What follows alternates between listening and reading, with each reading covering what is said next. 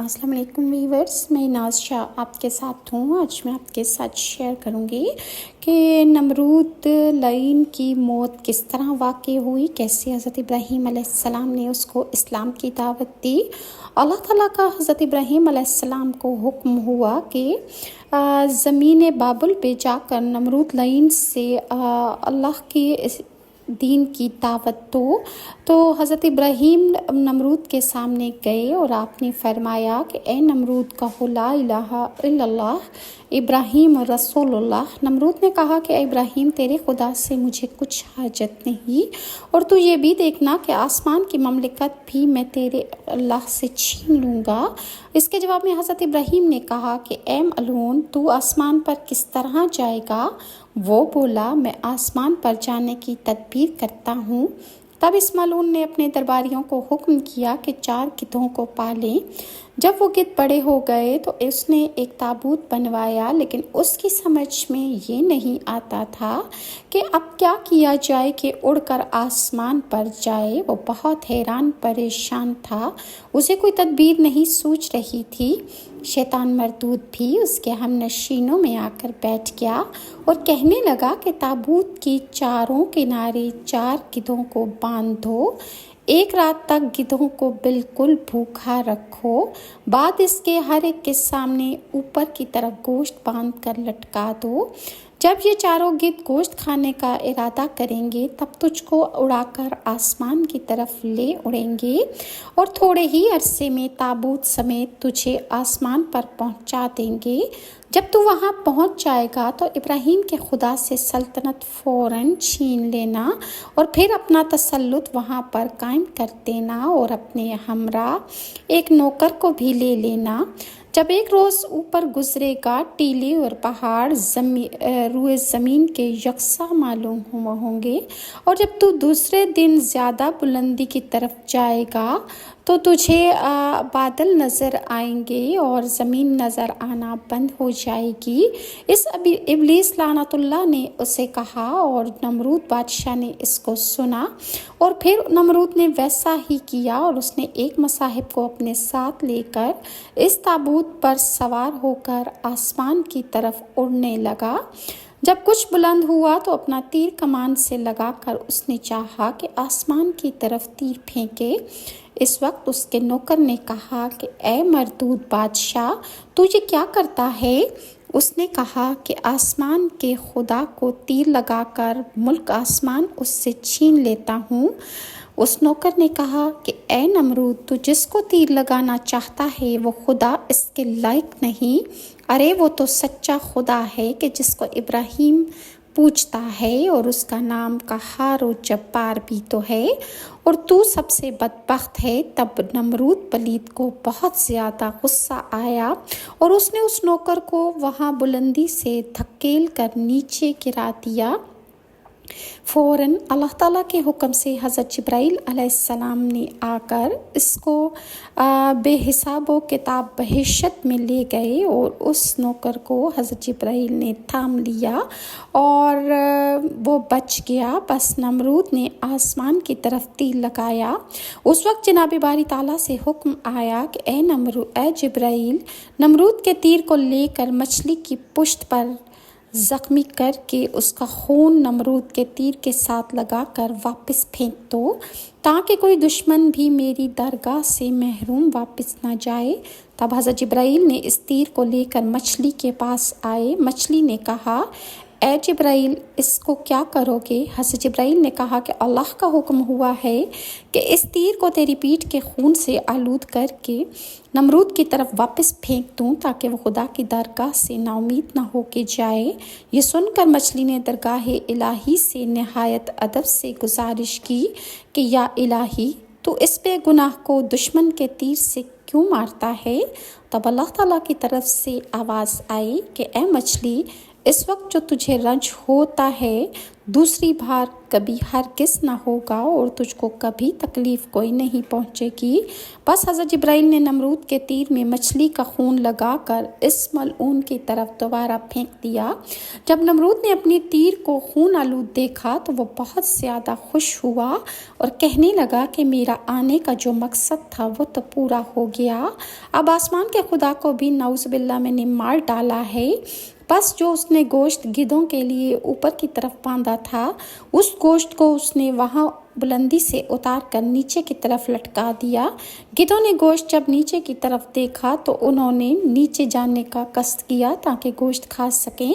वो और फ़ौरन इस तरह वो नमरूद के ताबूत को लेकर ज़मीन पर आ पहुँचे। जब तमाम लोगों को इस बात की खबर हुई तो सब लोग बहुत खुश हुए।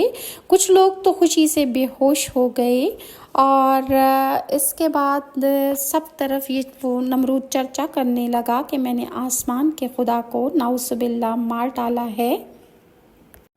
नमरूद जब ज़मीन पर आया तो उसने खुशी से लोगों को ये कहा कि मैंने आसमान पर जब मैं गया तो मैंने इब्राहीम के खुदा को तीर मारा है और इसके खुदा का खून जो है मेरे तीर के साथ लगा हुआ है ये उसी का निशान है। अब तेरे खुदा से मैंने मुल्क आसमान छीन लिया है। ये बातें सुनने के बाद हज़रत इब्राहीम ने कहा कि ए मरदूद, मेरे खुदा को तो कोई मार ही नहीं सकता, वो ना कभी मरने वाला है, वो सब पर कादिर है, वो कहार है और सब मखूर हैं, वो राज़िक है, सब मरज़ूक हैं, वो खालिक है। और फिर इस लाइन ने कहा कि ए इब्राहीम, तेरे खुदा का लश्कर कितना होगा? मैं तेरे खुदा को तो आसमान पर मार आया हूँ और मैं चाहता हूँ कि उसके लश्कर को भी मार डालूँ। तो हज़रत इब्राहीम ने उससे कहा कि मेरे अल्लाह के लश्कर की तो कोई ख़बर नहीं जानता सिवाय इसके कि अल्लाह ताला ने इरशाद फरमाया है और कोई नहीं जानता तेरे रब का लश्कर मगर वही है, अल्लाह है जो हर चीज़ से वाकिफ़ है। फिर नमरूद ने हज़रत इब्राहीम से कहा कि मैं अपना लश्कर जमा करता हूँ, तू भी अपने खुदा का लश्कर जमा कर ताकि मेरे साथ मुकाबला हो।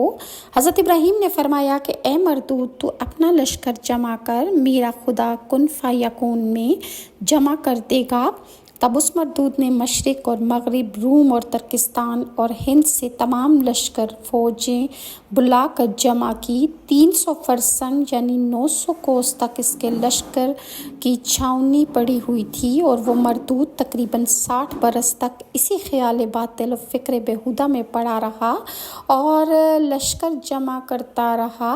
हज़रत इब्राहीम ने कहा कि ए पलीद, खुदा से शर्म कर, वो तमाम मखलूक़ात का खालिक और राज़िक है, इससे ज़रा तू डर और अपने खालिक जान कर इसने तुझे दुनिया में सल्तनत दी और आखिरत में भी देने वाला है। और इस पलीद और नापाक नमरूद ने कहा कि मुझे तेरे अल्लाह से कुछ हाजत नहीं। तब हज़रत इब्राहीम ने अल्लाह से दुआ मांगी कि या इलाही, ये मलऊन नाफरमान तेरे साथ मुकाबला करना चाहता है तो इसको हलाक कर दे। तब हज़रत जिब्राइल अलैहिस्सलाम तशरीफ़ लाए और हज़रत इब्राहीम से कहा कि तुम्हारी दुआ कबूल हुई है। बस नमरूद ने 60 लाख सवार और ज़रा पोश तैयार करके हज़रत इब्राहीम से कहा कि खुदा को अगर ताकत है तो कह दे कि दुनिया की बादशाही हमसे छीन ले, मगर पहले मेरी फ़ौज से आकर लड़े। तब हज़रत इब्राहीम अलैहिस्सलाम ने जनाब बारी ताला में अर्ज़ की, हुक्म आया तो क्या मांगता है? हज़रत इब्राहीम ने कहा, खुदाया, तेरी मखलूक़ात में से मच्छर अदना ज़ईफ़ मखलूक है और मैं उसे मांगता हूँ कि तू उसके ज़रिए इस मरदूद की तबाही ले आ। हज़रत इब्राहीम ने कहा कि खुदाया, तेरी मखलूक़ात में जो मच्छर है वही उससे इसको मौत दे। फरिश्तों को हुक्म हुआ कि मच्छरों को छोड़ दें और उसी वक्त फरिश्तों पर फरमाने इलाही हुआ कि तुम कहकाफ में जाकर मच्छरों के सुराखों में से एक सुराख खोल दो। फरिश्तों ने अर्ज़ की कि या इलाही, कितने मच्छर छोड़ें? हुक्म हुआ कि सिर्फ 60 लाख मच्छर छोड़ दो ताकि हर एक सवार के मुकाबले में लश्कर नमरूद के एक एक काफ़ी हो जाए। तो नमरूद अपनी कुव्वत और शजात को देखे और उसे से मालूम करे कि वो कितना ताकतवर है। फरिश्तों ने हुक्म इलाही से जाकर कोहकाफ में मच्छरों का एक सुराख खोल दिया। तब मच्छर अबर की मानंद ज़मीन बाबुल में दाखिल हो गए जहाँ नमरूद की लश्करगाह थी। मच्छर वहाँ पहुँचे। जनाब बारी ताला का हुक्म हुआ कि ए मच्छरों, तुम्हारी खुराक नमरूद के लश्कर में है, तुम सब इनको खा जाओ। तब हज़रत इब्राहीम ने उससे जाकर कहा कि ए नमरूद, देख मेरे खुदा की फ़ौज आ पहुँची है। जब नमरूद ने देखा कि मानिंदे अबर स्याह के हवा पर कुछ चला आता है तो इस लईन ने अपने सिपाहियों को कहा कि हाँ, होशियार होकर अलम खड़ा करो और लड़ाई का नक्कारा बजा दो। उसके फौजियों ने वैसा ही किया और कहते हैं कि शोरगुल से नमरूद के लश्करों के ज़मीन में ज़लज़ला पड़ गया, यानी उसके लश्कर ने ऐसे नक्कारे बजाए और कि लगता था कि ज़मीन हिल गई है। बस क्या था, आनन फानन फौज इलाही आ पहुँची। शोरगुल आदमियों का जो नमरूद के लश्करों में हो रहा था, मच्छरों की आवाज़ों में सब गुम हो गया और जहाँ पर फिज़ा पड़ गया और मच्छरों के गुल से जहाँ पर हो गया और जोशो खरोश उस नमरूद का जाता रहा और हर सवार के सर पर एक एक मच्छर बैठ गया और मच्छर अपने डंग इनके सरों में चबो चबो कर मगज़ और गोश्त और पोस्त और रग और आंत और खून सवारी समेत सब खा गए और खुदा के फजल करम से मच्छर ज़रा भी मांदे ना हुए। एक दूसरी रवायत में है कि हड्डी तक उनकी खा गए, उनकी खाल उधेड़ डाली। इस मलून के लश्कर की लश्करगाह में एक आदमी भी जिंदा बाकी ना रहा और एक मच्छर काना और लंगड़ा लूला गर्स के हर अज़ू में उस मच्छर के नुक्स था। वो मच्छरों का सरदार था। उस मच्छर ने खुदा की दरगाह में अर्ज़ की कि इलाही, नमरूद मलऊन को मेरे हाथ से हलाक कर तो उसके एवज़ मुझे सवाब मिले। बस खुदा ने इसकी दुआ को कबूल किया और जब नमरूद मरदूद अकेला घर की तरफ भागा अपनी लश्करगाह से तो बालाखाने में हर में बाबुल के बैठकर ये तशवीश करके कि हमारा इतना बड़ा लश्कर सारे का सारा मारा गया और हमी से कोई भी किसी एक मच्छर को भी ना मार सका। वो सरदार मच्छर जो लंगड़ा और काना भी था इस मरदूद के जानों पर जा बैठा। इसे देखकर इसने अपनी बीवी से कहा कि इस तरह के जानवर आकर हमारे सारे लश्कर को खा गए हैं। अगरचे ये जानवर निहायत ज़ईफ़ और छोटे नज़र आते हैं लेकिन हमारे लश्कर इसके आगे कुछ न कर सके। और ये कहकर उसने चाहा कि उस मच्छर को पकड़े। इतने में वो मच्छर इस पलीद की नाक में जाकर दाखिल हो गया और नाक के ज़रिए इसके दिमाग में जाकर इसका मगज़ खाने लगा। वो मरदूद इस अजाब में गिरफ्तार हुआ कि जिसका चारा कुछ ना हो सकता था। वो दिन रात इसी परेशानी में गुजारता था। जब इसके दोस्त और आशना नौकर चाकर इसके सर पर लकड़ी मारते या जूता मारते तो इसके तकलीफ़ में कुछ कमी वाक़ई होती।